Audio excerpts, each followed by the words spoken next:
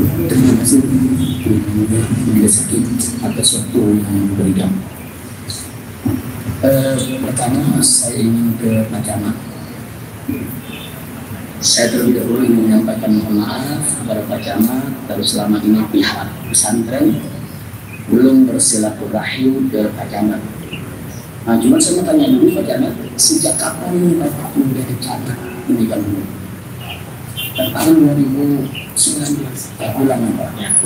Bulan ini, bulan September, bulan September tanggal 19 ya. Jadi begini Pak Camat, terima kasih atas informasinya tadi. Supaya diketahui ya Pak Camat, bahwa markas syariat pesantren kami didirikan dari 2013. Dan kami dulu sering bersilaturahmi dengan Bapak yang lama. Nah, sebelum Bapak bertugas di sana, karena Bapak bertugas kan September 2019. Masuk 2020-nya kita sudah sibuk sama pandemi. Nah, jangan lupa itu. Nah, sehingga itu yang membuat pihak pesantren sampai hari ini yang kita masih dalam pandemi belum bisa bersilaturahmi ke Pak Camat. Jadi saya hanya ingin menyampaikan alasan bukan pihak pesantren tidak punya etika, tapi memang situasi kondisi Anda baru jadi camat. Nah, kemudian perlu diketahui oleh Pak Camat, saya minta nanti bisa diperiksa di kantor kecamatannya. Sejak kami berdiri, kami nggak berani bangun pesantren tanpa izin Pak Camat. Nah, jadi kami sudah dapat rekomendasi dari camat yang lama. Kami bahkan dapat rekomendasi dari Pak Bupati yang dulu, yaitu Pak Rahmat Yasin ya, sebelum Pak Ibu Ade Yasin. Kemudian kami juga dapat rekomendasi dari Bapak Gubernur Ahmad Heriawan. Nah, insya Allah nanti kalau Pak Camat izinkan, kami akan kirim pengurus MPS untuk bersilaturahim, untuk menyerahkan berkas tersebut supaya Pak Camat tahu apa dan bagaimana pesantren kami. Nah, jadi sekali lagi itu yang ingin saya sampaikan. Jadi bukan pesantren kami tidak ada izin, bukan pesantren kami ini nggak punya etika, tidak menghargai camat. Tapi memang kita dalam musim pandemi tidak melaksanakan acara. Nah itu, baik Pak. Sekarang ada beberapa pertanyaan yang ingin saya sampaikan untuk semua saksi, untuk yaitu Pak Agus, Pak Teguh, Pak Iwan, juga untuk Pak Endi. Nanti bisa dijawab secara bergantian. Cuma saya di sini yang ingin saya sampaikan di sini supaya tidak semrawut ya, saya tidak mau dalam ruangan ini ada pihak yang mencoba membangun cerita seolah-olah peristiwa Gadok dengan masyarakat bergeser dengan kegiatan di pesantren ini satu makanan kau. Ini dijadikan sebagai satu acara sehingga dicari-cari penanggung jawabnya. Nah, maka itu pertanyaan saya yang pertama. Saya ingin bicara fokus yang pertama ke Gadok dulu. Nanti setelah itu baru ke masyarakat bergeser di Gadok. Itu beda ya. Ada peristiwa kerumunan Gadok, ada masyarakat berjejer di jalan sepanjang 6 sampai 10 km. 7 itu sampai Pasir Muda. Kalau sampai Desa Kuta, pesantren itu total 12 km.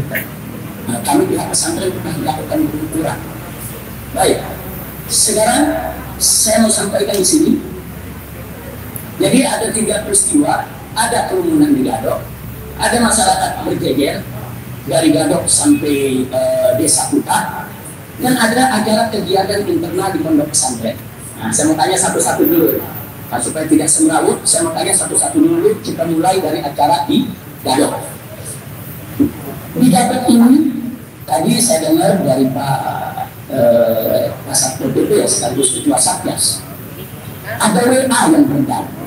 Ada WA yang beredar mengajak masyarakat untuk titik kumpul di Simpang Gadok, depan Masjid Harakatul Jannah. Betul gitu Pak Camat, betul ya? Ada WA itu ya. Nah, pertanyaan saya, apakah ada di antara saksi yang 4 ini, kita mulai dari Pak Agus ya, ada yang tahu sumber WA itu dari mana? Siapa yang buat itu WA? Siapa yang buat sebaran mengundang masyarakat untuk kumpul yaitu di Gadok? Saya akan mendapatkan itu dari Pak Sekda. Dari Pak Sekda. Jadi sumbernya saya tidak tahu. Kemudian Pak Teguh tidak tahu juga sumbernya. Pak Camat tidak tahu. Pak Iwan tidak tahu. Jadi baik, berarti memang ada ajakan beredar di grup WA tanpa diketahui sumbernya dari mana. Tapi Pak Saksi tidak tahu sumber dari mana. Pertanyaan saya yang berikut, apakah di ruang WA tadi para saksi ini agak menemukan selebaran kertas undangan? Pak, saya tidak. Pak Teguh? Tidak. Kemudian tadi siapa lagi? Pak, ya Pak Iwan? Pak Camat? Tidak. Jadi tidak ada selebaran kertas dia. Cuma ajakan di WA yang tidak jelas sumbernya. Lalu kalau baliho atau spanduk, ayo hadiri, sambut Habib Rizik pula. Nah, ada undangan nggak semacam ini? Tadi kan selebaran tidak ada. WA kan tidak diketahui sumbernya. Nah, atau saya tanya dulu, ada kartu undangan nggak? Tidak ada kartu dulu. Lalu kan? Betul? Tidak ada undangan. Nah, sekarang undangan berbentuk spanduk. Jadi berbentuk spanduk, ayo kumpul di depan Harakatul Jannah pada hari ini jam sekian, panitianya sepulang. Ada nggak spanduk semacam ini?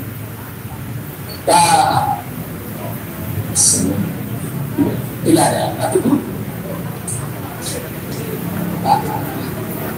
Bahasanya cuma ahlan wa sahlan, selamat datang.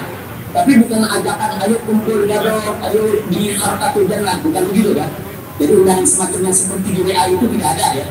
Pak Jamat? Tidak ada. Pak Iwan? Tidak ada. Jadi berarti sumber daripada ajakan itu hanya WA tadi. Baik, itulah saya mau beritahukan. Terima kasih atas keterangan yang luar biasa yang diterangkan oleh para saksi ini. Nah baiklah, jika Anda sebagai pejabat di wilayah, mungkin semua pejabat di wilayah ini, baik Kasat, PP, Pak Camat, dan lain sebagainya, begitu mendapatkan WA tersebut, kemudian tadi Anda cerita dari pimpinan untuk segera musyawarah dalam rangka mengantisipasi, karena khawatir nanti ada kerumunan. Nah pertanyaan saya, apakah WA tersebut hanya beredar di kalangan pejabat atau beredar juga di masyarakat? Sepengetahuan Anda.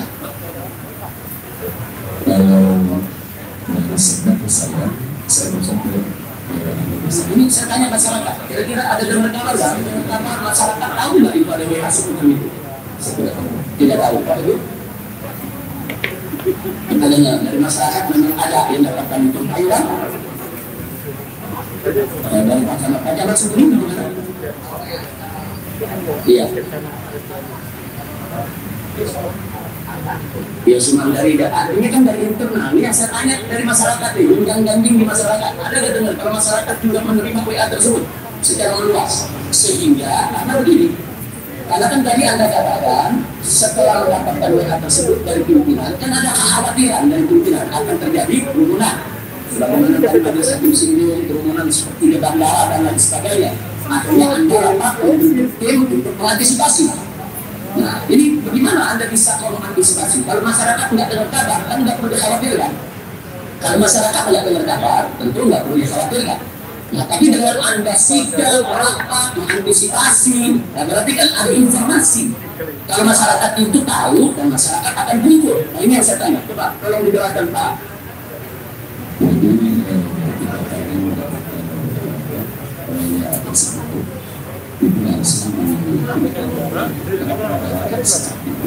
Artinya ada perkiraan akan ada kerumunan. Maksud saya apa dasar ya yang menjadi dasar perkiraan kalau besok ini tanggal 13 akan ada kerumunan. Sedangkan Anda kan nggak tahu kalau masyarakat dapat WA itu atau tidak. Kecuali kalau Anda tahu kalau itu sudah menyebar di masyarakat di mana-mana sudah tahu kalau masyarakat sudah ada gonjang-ganjing kumpul sehingga patut diantisipasi. Itu tujuan pertanyaan saya tadi. Apakah di antara Anda ada yang tahu kalau sudah ada gonjang-ganjing di tengah masyarakat akan turun pada hari tersebut? Tidak dong. Kalau sih nggak tahu atau tidak tahu itu aja, tidak usah mengedepankan diri Pak Agus. Tidak tahu tadi dulu. Pak Kemik, Pak Kemik silakan Pak Teguh. Jadi yang ada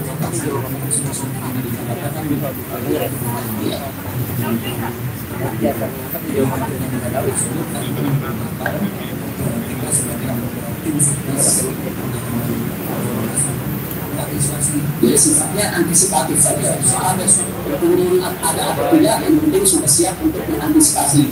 Kalau kayak tadi sudah diterima juga oleh masyarakat, ya terima kasih. Saya pikir itu satu jawaban yang tepat, yang bagus. Intinya begitu Pak Camat ya, untuk mengantisipasi Taiwan sana ya. Nah, baik. Kemudian pertanyaan yang berikutnya, nah, ternyata kan perkiraan dari tim tepat, biasanya kan masyarakat memang berkumpul itu di daerah sana. Nah, pertanyaan saya, masyarakat itu kumpul di Gadok menurut yang Anda lihat, Anda dengar, mereka kumpul. Nah, pertanyaan sekarang, mereka sudah kumpul. Nah, menurut apa yang Anda lihat, masyarakat itu kumpul memang dikumpulkan oleh panitia atau mereka datang sendiri-sendiri dari mana-mana. Tadi kan ada dari Ciawi, dari Kota Bogor, dari Sukabumi, dari Cianjur, atau memang mereka diatur oleh panitia. Ada panitia yang nyambut mereka datang, ada panitia yang atur posisi-posisi mereka, atau mereka datang spontan begitu aja. Pertanyaan saya begitu Pak Kasar. Tidak tahu sama sekali. Jadi Anda nggak lihat panitia di sana. Nah, kalau Anda nggak lihat panitia itu ada atau tidak? Sebab ini kan WA menyebar, nggak jelas sumbernya. Nah, jadi pertanyaan saya, siapa itu panitia di Gadok? Tidak tahu atau belum? Jadi itu sebetulnya diatur-atur panitia atau mereka spontan datang? Jadi kalau sepengetahuan dan saya di Gadok ini, jadi mereka datang secara spontan. Ada temannya A, ada B, ada B. Ya, kemudian jadi mereka heterogen ya, heterogen spontan mereka datang. Mereka kan ada motor dan mobil. Iya, ada kalau tadi ada pakai motor mobil. Terima kasih Pak Tugu. Pak Iwan, bagaimana? Jawabannya ada beda atau sama dengan Pak Tugu tadi? Karena saya ada waktu itu berdiri di Gadok. Jadi orang pertama itu secara simpatisan mereka tiba-tiba spontan ya. Iya, sama tadi keterangan Pak Tugu tadi. Terima kasih Pak Iwan. Pak Jamal. Tadinya mau diantisipasi ya, datang secara spontan. Ya. Terima kasih. Itu penting sekali. Sebab antara spontan dengan tidak spontan beda. Kalau tidak spontan itu ada panitia, ada bertanggung jawab. Tapi kalau spontan, ya, ini kita nggak bisa menjadikan tuntutan. Baik, pertanyaan saya itu masih untuk yang kedua. Nah, misalnya ternyata bisa jadi masyarakat itu datang ya akibat WA yang menyebar tadi, yang tadi diantisipasi oleh bapak-bapak. Nah, sekarang pertanyaan saya yang Anda lihat, saya memulai dari Pak itu Kasat Pol PP, Pak Agus, yang Anda lihat. Anda hadir di Gadok atau Anda menerima laporan atau Anda lihat rekamannya?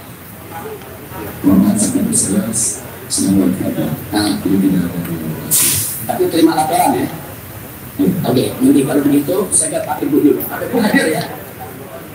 Ya, saya tanya, silakan. Pak Ibu dulu yang hadir. Silakan Pak Ibu. Anda kan lihat langsung. Nah, masyarakat itu datang. Pertanyaan saya, masyarakat datang yang tadi Anda bilang ribuan itu mereka datang untuk mendemo saya atau untuk menyambut saya? Menyambut, bukan mendemo ya? Bukan mengusir saya, nggak boleh datang juga, bukan, untuk menyambut.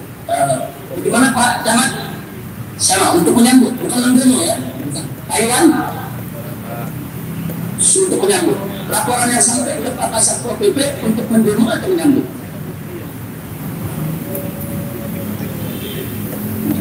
Untuk menyambut ya. Terima kasih. Nah, ini sangat penting sekali. Baik, pertanyaan berikutnya. Masyarakat tadi datang yang menyambut, yang Anda lihat dengan mata kepala Anda di lapangan. Mereka itu menyambut saya dengan penuh benci atau penuh cinta. Jawab yang jujur. Silakan Pak Tugu dulu yang hadir di lapangan. Saya penuh cinta. Penuh cinta. Bukan penuh benci, bukan. Nggak ada yang mati sudah mati. Saya sumpah serapah nggak ada. Nggak ada. Mereka dari mana Anda bisa tahu mereka penuh? Karena saya langsung ada di ya, mungkin Anda bisa lihat apa mereka senyum, tertawa, menangis atau bagaimana? Begitu. Menangis haru dan seterusnya. Pak Tugu, saya mau tanya lagi sama Pak Tugu. Berarti yang Anda lihat saat itu, yang Anda lihat, saya tidak tanya yang lain. Mereka tadi Anda katakan menyambut, mencinta, dan mereka spontan, tidak diatur-atur panitia. Nah, pertanyaan saya, mereka itu kalau sudah begitu mereka datang menyambut, mencinta, berarti makin jelas ya kalau mereka itu menyambut dengan antusias. Betul ya? Ya, jadi Anda tadi sepakat bahwa mereka datang spontan, mereka antusias, mereka mencinta, mereka bukan mendemo, Nah, itu yang terjadi dan tidak ada panitia karena memang mereka datang dengan spontan. Jadi fokus. Ya, ya, ya. Terima kasih banyak Pak Teguh. Pak Camat, gimana? Semuanya tadi dalam keterangan? Ya. Begitu ya, sama. Pak Iwan? Sama begitu. Baik, Pak Kasatpol PP, walaupun Anda tidak hadir, Anda dapat laporan dari anak buah Anda yang bawah. Bagaimana dilaporkan? Apa mereka mendiri saya, apa mereka cinta, apa mereka caci maki, atau antusias, spontan? Bagaimana Pak Kasatpol? Jadi saya dapat laporan setelah kedua temuan. Iya. Dan laporannya adalah terjadi pelanggaran. Adapun penjelasan mengenai bentuk teorinya, ya seperti sama yang disampaikan oleh sama. Ya, terima kasih banyak. Akhirnya Anda sudah dapat laporan dari Satgas dan lain sebagainya. Terima kasih. Saya pikir untuk acara yang gadok cukup pertanyaan saya untuk soal gadok. Saya hanya ingin memastikan kalau itu masyarakat tak spontan.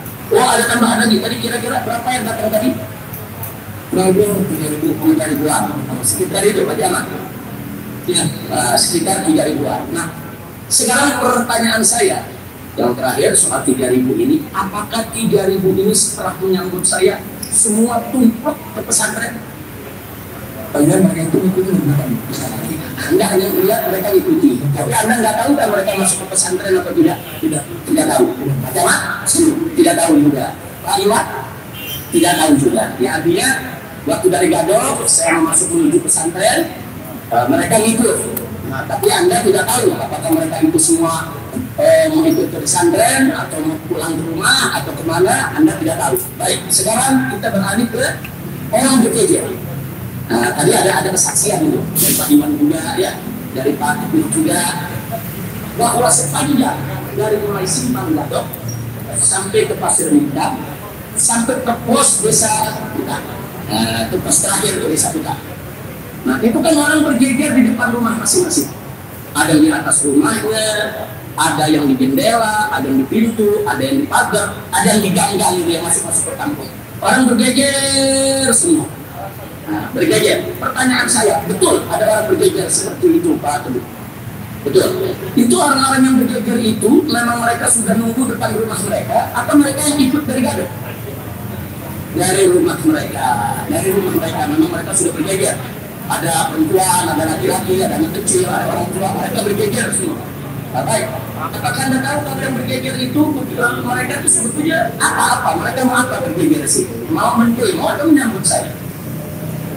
Menyambut, bukan mendemo ya, menyambut semua dengan lambaian tangan. Anda tahu gitu kan, Pak Camat? Sama. Pak Iwan? Sama. Nah, terus laporan yang masuk ke Pak Agus bagaimana? Soal orang berjejer ini? Begitu. Artinya di sana tidak ada huru hara ya, tidak ada keributan, tidak ada huru hara.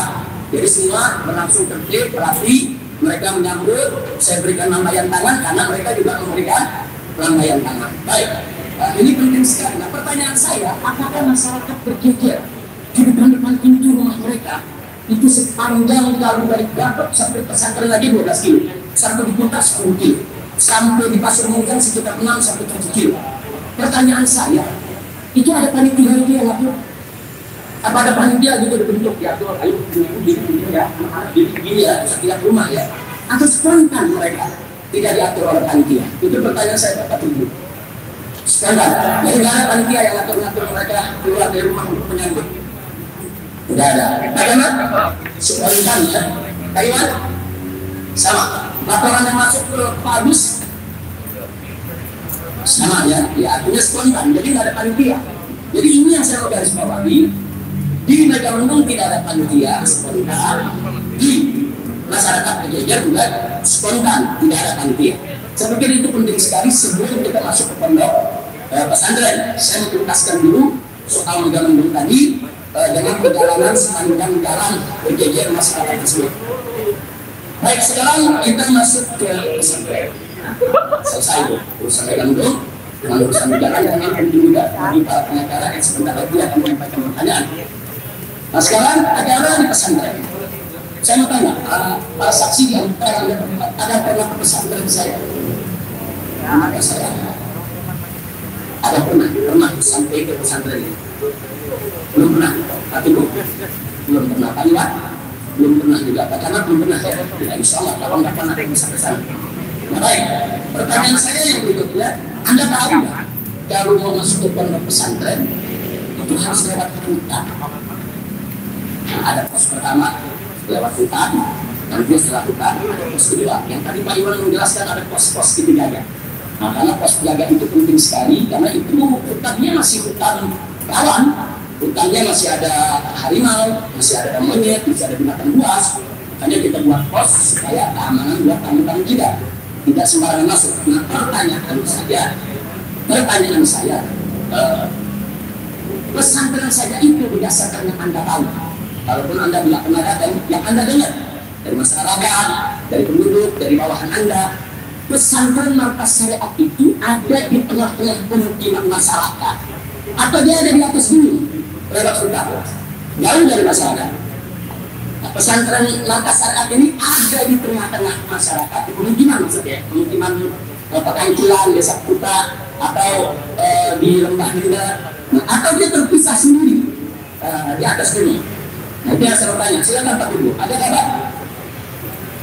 Terpisah, jadi dia tidak ada di pemukiman yang Anda dengar ya. Baik, Pak Camat, sama Anda sudah dengar itu kabar ya, walaupun Anda belum pernah datang, tapi tahu kalau pesantren itu sendiri di atas gunung, terpencil. Pak Iwan,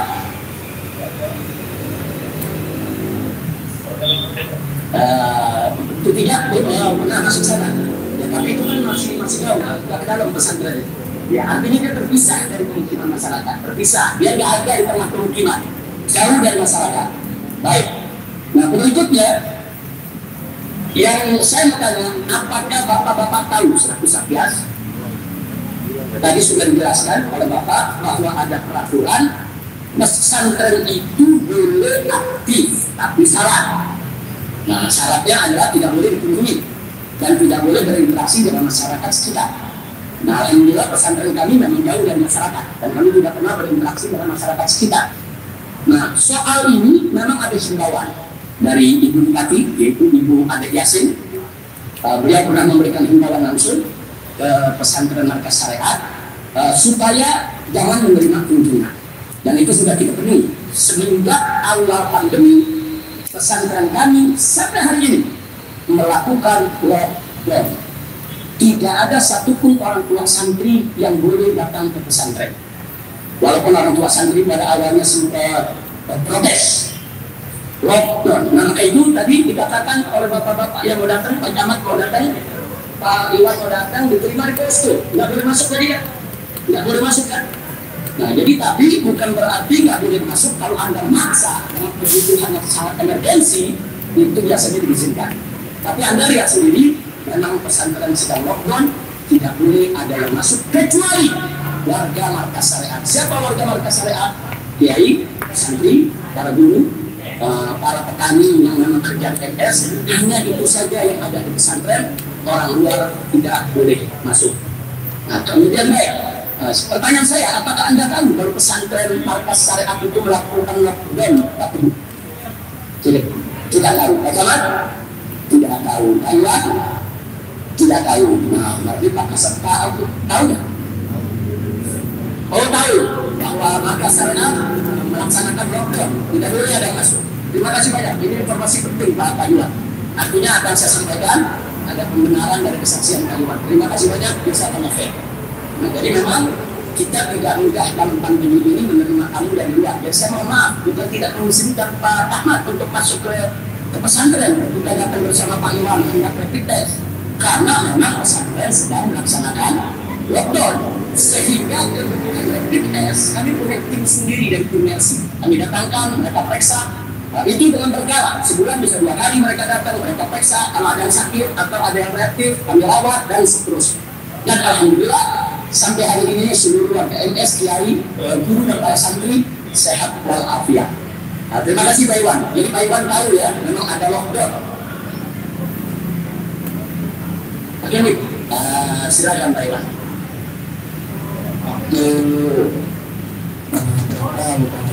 Ya.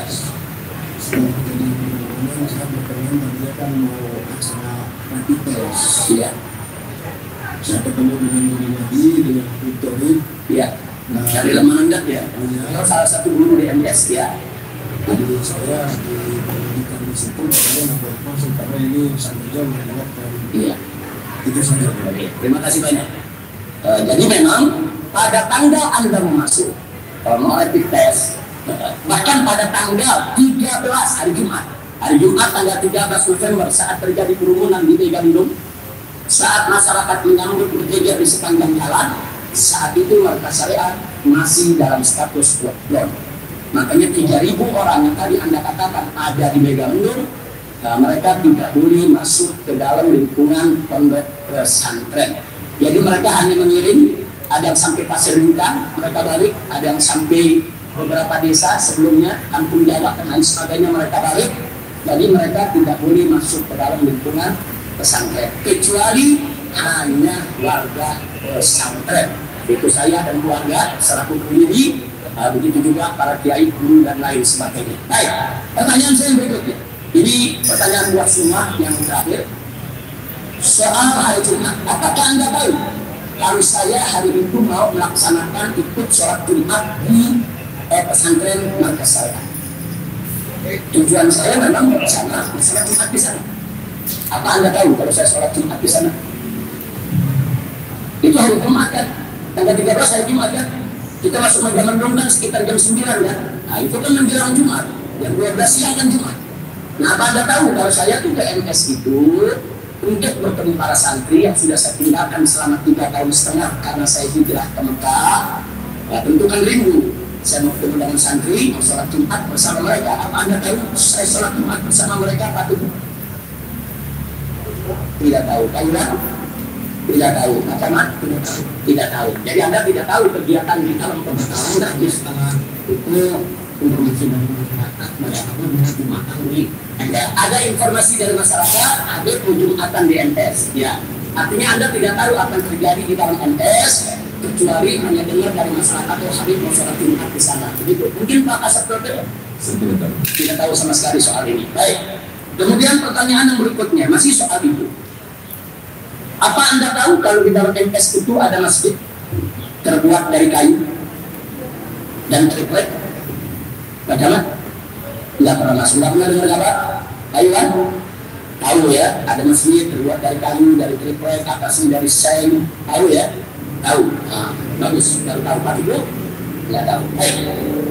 Nah sekarang apa Anda tahu? Pada saat di masjid pesantren itu ada hampir 100.000 judul kitab.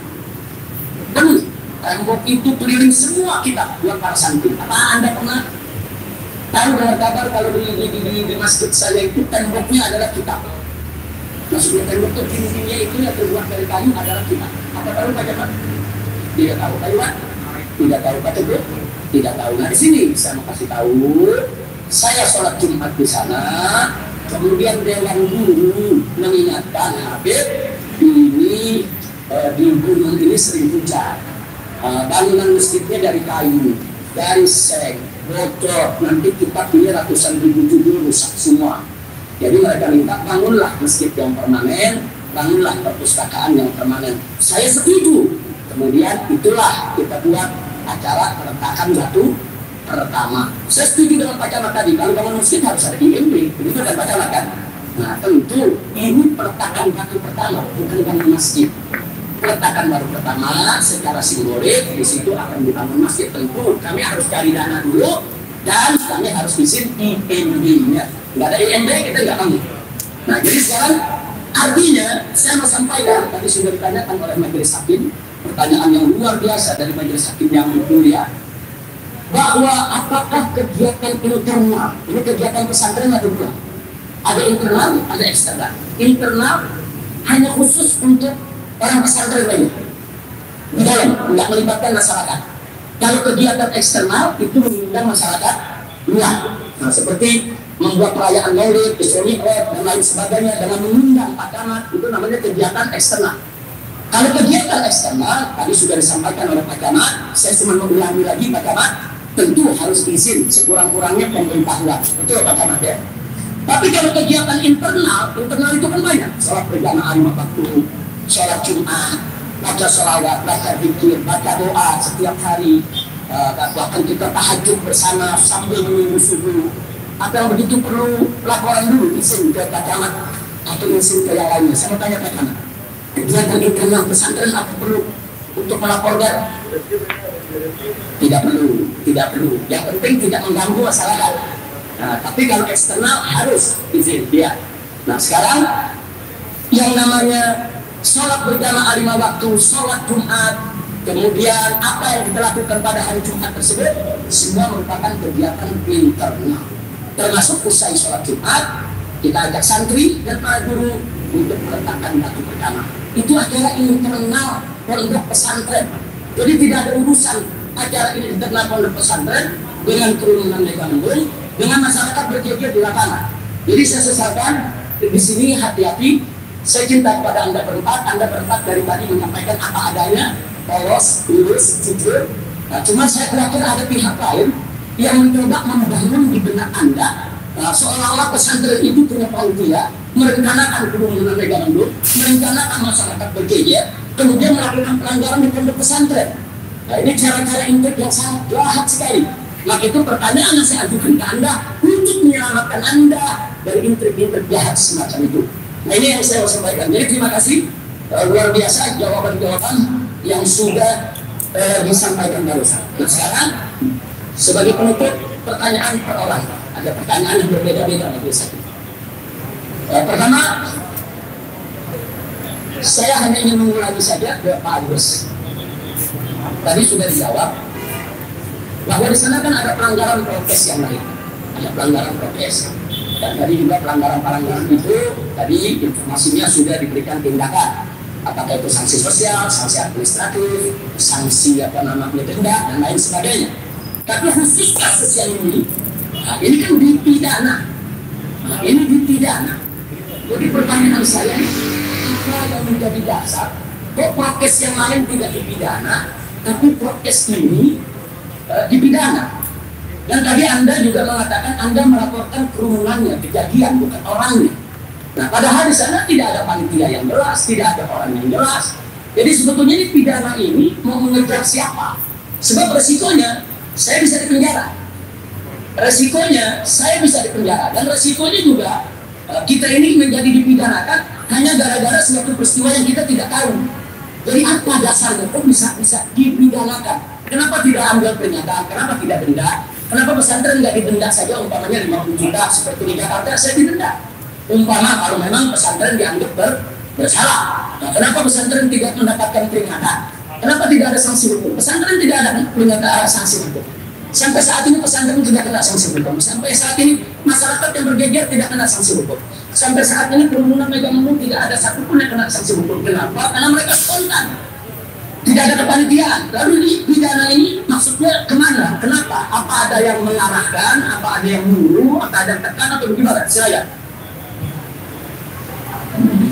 Berdasarkan masyarakat, Ya, masyarakat Sabta Sofi yang memang pada saat itu memutuskan untuk melakukan kepada proses tindakan. tapi Anda melaporkan saya tidak? Dalam peristiwa dia apa Anda laporkan saya? Atau Anda melaporkan kerumunan? Jadi Anda melaporkan kerumunan Ya, sesuai dengan masyarakat. Ya, baik, terima kasih. Jadi Anda melaporkan kerumunan, bukan melaporkan saya. Adapun saya ini urusan penyidik, baik itu dari kepolisian maupun kejaksaan. Terima kasih karena itu penting sekali. Jadi tidak ada yang peristiwa lain yang dipidanakan selain peristiwa saya ini dalam soal prokes. Tidak ada. Jadi yang dipidanakan hanya kasus ini saja yang melibatkan saya dan kawan-kawan di sini. Terima kasih. Nah, kemudian tadi ada yang menarik penjelasan Pak Agus. Di sana ada hasil teknik didapatkan 20 reaktif, tapi itu dari beberapa desa, bukan dari satu desa. Nah, kemudian Pak Camat tadi lebih rinci lagi mengatakan betul 20 yang reaktif, tapi setelah di PCR hanya 1 yang positif. Betul ini, hanya 1 yang positif. Nah, jadi artinya Pak Camat sendiri tadi sudah menjawab ini tidak ada pengaruh, tidak ada kaitan dengan kerumunan yang terjadi. Nah, ada yang menarik lagi, ini Pak Iwan tadi. Ini informasi Pak Iwan luar biasa, sepertinya dijadikan catatan. Pak Iwan mengatakan data yang ada di Pak Iwan tadi, bulan Oktober itu yang didapatkan setelah hasil yang dikatakan positif itu ada 2 orang. Nah, bulan November, nah ini kan November ini kan pada saat terjadi kerumunan ya, di Megamendung ya kan, ada orang berjejer sampai ada ledakan batu pertama di markas syariat. Ternyata bulan November tidak ada yang kena positif. Bulan Desembernya baru ada 1. Nah, terus sudah begitu bulan Februari baru ada 5. Nah, artinya data ini sangat penting sekali. Nah, betul begitu ya? Betul ya? Ya, artinya data ini menjadi penting sekali bahwa kerumunan itu tidak memberikan dampak kedaulatan kesehatan masyarakat. Terima kasih atas data-data yang diberikan tadi, baik oleh Pak Agus, Pak Camat, maupun Pak Iwan. Nah, kemudian